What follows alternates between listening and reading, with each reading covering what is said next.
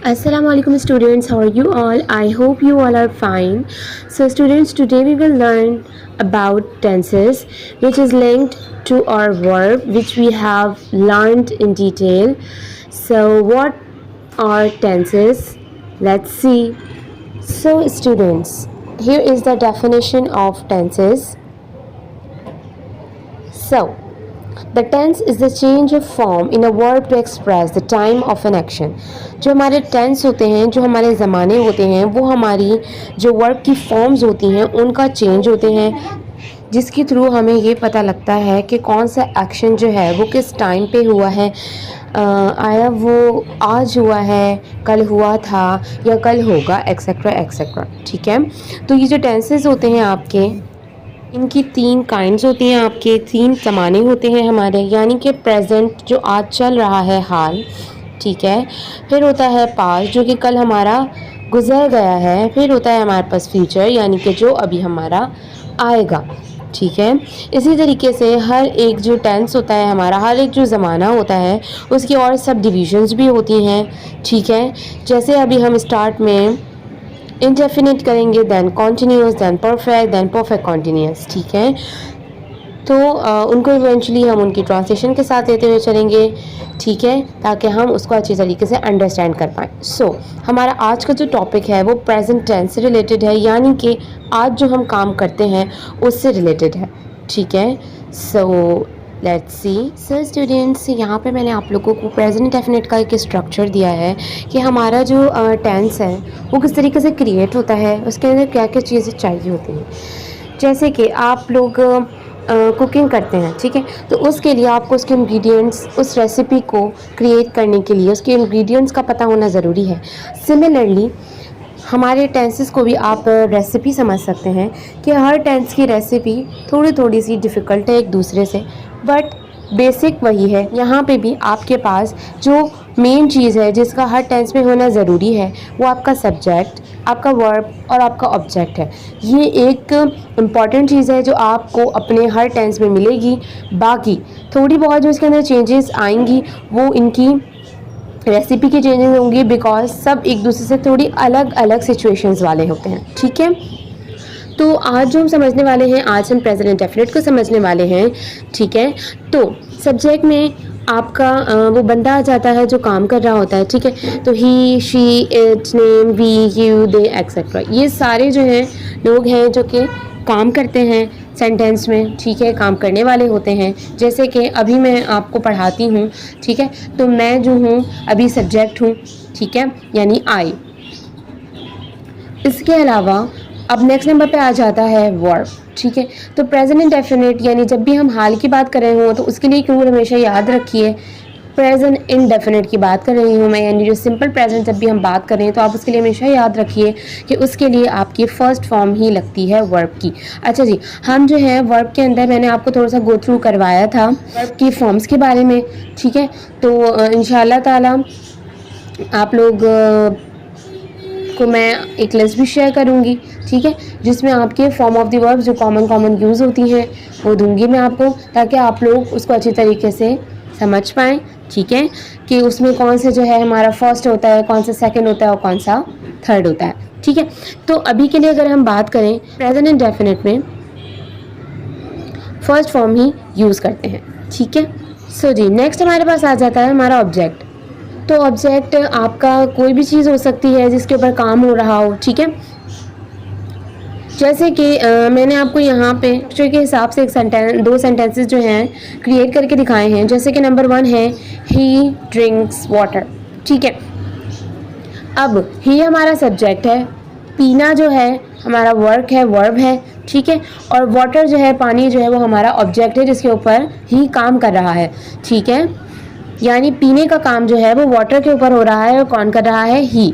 ठीक है, इसी तरीके से नंबर 2 में अगर आप लोग देखें तो I live in Karachi. I subject है, लिव रहना जो है वो आपका वर्ब है, ऑब्जेक्ट कराची जो है वो एक ऑब्जेक्ट है जिसके ऊपर काम हो रहा है, यानी रहना कहाँ पे हो रहा है, कराची में. ठीक है, तो इस तरीके से जो है आपका प्रेजेंट इंडेफिनिट का कुछ स्ट्रक्चर होता है. अच्छा, इसके अंदर जो है आपके पास जो है आपको नज़र आ रहा होगा, जो मैंने पहली एग्जांपल लिखी है उसमें मैंने ड्रिंक के साथ एस भी लगाया है, जबकि हमारा जो वर्ब होता है वो जस्ट ड्रिंक होता है। तो हम इसके साथ एस और ई एस क्यों लगा रहे हैं, ठीक है, तो हम उसको भी देखते हैं। और अगर आप नीचे वाली एग्जांपल देखें, आई लिव इन कराची, तो उसके अंदर मैंने एस और ई एस का इजाफा नहीं किया है। अच्छा जी, ये एस और ई एस वाला जो रूल है ये सिर्फ आपका प्रेजेंट इंडेफिनिट में ही मौजूद होता है, तो इसको आप लोगों ने बहुत अच्छी तरीके से माइंड में इनग्रेव रखना है, ठीक है। नीचे आप अगर कुछ एग्जांपल्स और मजीद देखेंगे तो उसमें मैंने लिखा है ही गोज़ टू स्कूल। अब गो तो एक जी ओ गो जाना जो है वो एक वर्ब होता है, इसके साथ ई एस मैंने लगाया है। इसके अलावा मैंने लिखा आई ड्रिंक वाटर, उसके साथ मैंने एस या एस नहीं लगाया है। नेक्स्ट मैंने लिखा दे प्ले फुटबॉल, तो प्ले के साथ प्ले जो कि हमारा वर्ब है उसके साथ भी मैंने एस और एस नहीं लगाया है, ठीक है। अच्छा जी, किसके साथ वर्ब की फॉर्म में एस और एस का हम इजाफा करते हैं, उसके लिए मैंने आपको नीचे लिख के दिया है। एस और एस हम लगाते हैं ही के साथ, शी के साथ, इट के साथ या फिर किसी के नेम के साथ, ठीक है। और एस और एस हम कहाँ नहीं लगाते, वो है दे, वी, यू और आई, ठीक है। अच्छा जी, ये एक सिंपल सी चीज़ होती है, यानी कि जब भी हम अपने प्लूरल की बात ना करें, सिंगुलर हो हमारा सब्जेक्ट, यानी एक ही हो, जैसे ही एक ही है, शी भी एक ही है, इट भी एक ही है, किसी बंदे का नाम है तो वो भी एक ही है, तब हम वर्ब की फॉर्म को जो है एस या फिर ई एस लगा के प्लूरल फॉर्म में बना देते हैं, ठीक है। लेकिन अगर हमारा सब्जेक्ट खुद ही प्लूरल है, जैसे दे हम ज़्यादा लोगों के लिए बात करेंगे, ठीक है, वी वो को भी हम ज़्यादा लोगों के लिए बात करेंगे, बट आई भले ही सिंगुलर है बट ये उसके अंदर इंक्लूड नहीं होता। आई के साथ हम कभी भी एस और एस नहीं लगाते, ये प्रेजेंट डेफिनेट का रूल है, तो आपने इसको माइंड में रखना होगा, ठीक है। आपने जैसे इसको इस तरीके से याद कर लेना है, ही, शी, इट, नेम अगर आपके पास आ जाए तो आपने एस और एस का इजाफा करना है, और उसके अलावा जितने भी रिमेनिंग हो उनके साथ एस और एस का इजाफा नहीं करना है, ठीक है। तो हमारा ये काफ़ी इजी सा टॉपिक होता है प्रेजेंट इंडेफिनिट का, ठीक। तो जी अब हम जो है इसकी थोड़ा सा ट्रांसलेशन को भी देखते हैं कि आया ये ट्रांसलेट कैसे होते हैं, इनमें बात क्या की जा रही है, ठीक है। तो हर ट्रांसलेशन करने के लिए कुछ निशानियाँ होती हैं जिनको अगर हम याद रख लें तो फिर उनकी ट्रांसलेशन करना हमारे लिए बहुत ईजी हो जाता है। सो लेट्स सी जी, इसकी जो ट्रांसलेशन का रूल हमारे पास होता है वो आपकी पहचान होता है कि हमारे जुमले के अख्ताम पे, यानी कि जो हमारा जो वर्ब होता है, जो हमारा काम होता है ना, उसका जो एंड हो रहा होता है ना काम का, वो ता, ते और ती के ऊपर होता है, ठीक है। जैसे जाना से जाता, पीना से पीता, खेलना से खेलता, ठीक है। तो अगर आप इसकी ट्रांसलेशन देखें तो जो हमने एग्जाम्पल्स यूज़ की थी मैंने उसी का यूज़ किया है। ही गोज़ टू स्कूल, ही मतलब हम वो के लिए भी यूज़ करते हैं और उसके लिए भी, तो जुमले के हिसाब से अगर हम बोल रहे हैं तो उसी के हिसाब से हम लगाते हैं, अगर उसकी ज़रूरत है तो उस, नहीं तो वो, ठीक है। तो यहाँ पे वो की ज़रूरत नहीं, मैंने वो लगाया है।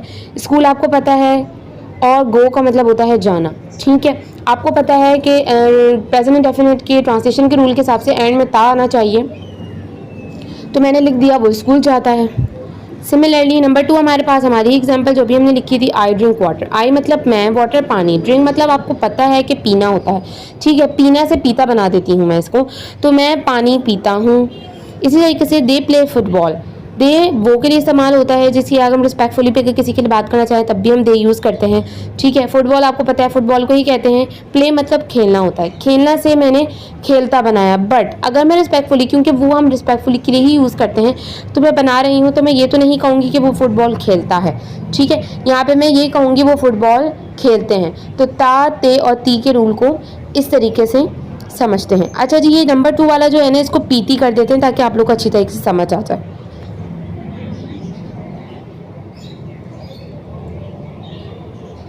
ठीक है जी, तो इसको मैंने मैं पानी पीती हूँ कर दिया, ठीक है। तो एंड में देखिए आप, जाता ता आ गया, पीती में ती आ गया, खेलते में ते आ गया, ठीक है। आई होप कि आप लोगों को आज की क्लास अच्छी तरीके से समझ में आई होगी। आप लोगों को टेंसेस पे बहुत ज़्यादा तवज्जो देने की ज़रूरत है, क्योंकि ये बेसिक होता है हमारी इंग्लिश कन्वर्सेशन के लिए, ठीक है। जब तक इनके रूल्स पता नहीं होते हमको इनको बोलने में बहुत ज़्यादा प्रॉब्लम होती है। सो आई होप कि आप लोगों को आज की क्लास अच्छी तरीके से समझ में आई होगी। इंशाल्लाह ताला we will learn past in our next class. Till then, Allah Hafiz, fi amanillah.